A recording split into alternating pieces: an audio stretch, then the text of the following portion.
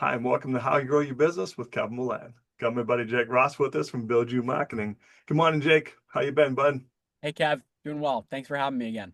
So before we jump into my next question, let's talk a little bit about you and Build You Marketing. Yeah, so I actually started Build You my sophomore year of college at Babson during my undergrad. I graduated about a year ago, so now 3 years full time with the business, and we create LinkedIn content and land media relations for clients. All right, so that leads me right into my question. It's called on perfectionism. I have a lot, especially young entrepreneurs, they're scared. Like, I want to go out and say this, but who am I? I'm a sophomore in college. I don't really know a lot, but I want to share my opinions. But they're so afraid we're going to criticize them and tear them apart that they don't post anything. What's the Mm, advice to get past that, Jake? who cares? Like, oh, you might get criticized. People might tear you apart for your Yeah, opinion, and you just learn from that.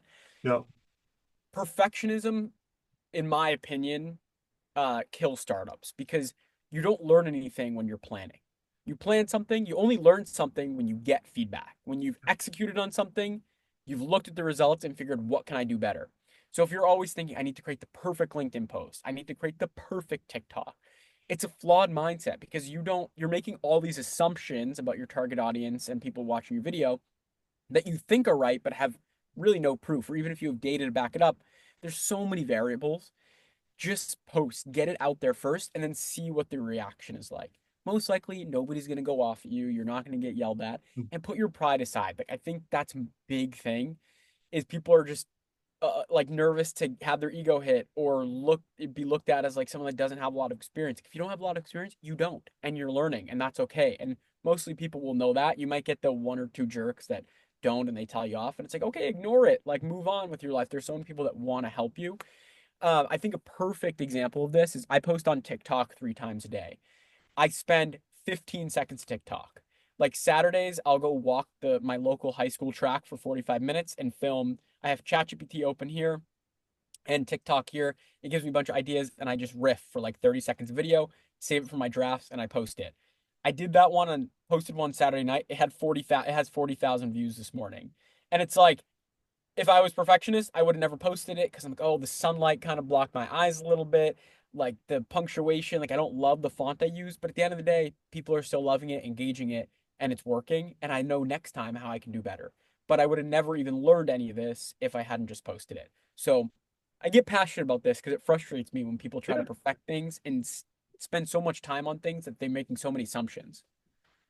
So, Jake, let's go in one more, a little different direction about the importance of kindness. If someone is having the courage to post, shouldn't we maybe like pull back a little bit, even if we disagree with it? I'm posting something in your experience, you're like, Cav, that is no, no, absolutely not.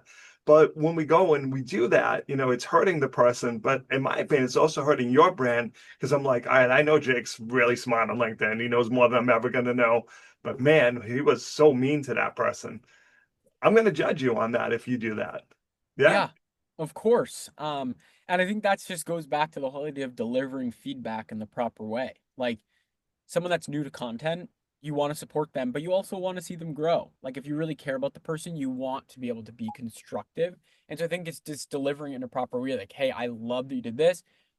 Like, I see a lot of people on the platform try this, might be helpful. No pressure at all. Hmm. Sorry for the unsolicited advice. Just thought I could help, but I love that you're sharing. And so I think there is a way to deliver feedback and help people while still being very kind and showing you support them. Because what I wouldn't want is a culture where everybody's just like, oh, nice job. And it's like, if there's a way to help the person get better, I think it's important to do that. But there's just right ways and wrong ways to go about it. Yeah, it's true. Like you said, you got to, point out what you did right too, and not just, oh my God, like Jake, do you even own sunglasses? You're looking right into the sun. You were squinting that whole video. Again, I'm a content person. I'm listening to what you say, not how you say it. Like Jake, you had the camera off to it wasn't centered. I don't want to hear what does Jake Ross have to say that can educate me. what you look like in the video, all that just is irrelevant to me. I believe in content, but a lot of people, like you said, it's a perfection. Like, oh no, you shouldn't have wore that colored shirt, Jake. It's not your color. Like, oh my God, man, come on, be Like, serious. who cares? Like, doesn't Yeah, affect your life. just really. I like my shirt. I don't Yeah, know. right. Yeah, this is my lucky shot, man. Like, give me a break and stuff. So, Jake, if people have questions, how do they get past the perfectionism? What's the best way to reach out to you for advice? Yeah, just connect with me on LinkedIn. Jake Ross. My headlines like creating LinkedIn content and landing news features. So you'll find me on there and shoot me a message. Awesome, Jake. I appreciate you calling the show. And as always, thanks for being my friend. Thanks, Kev.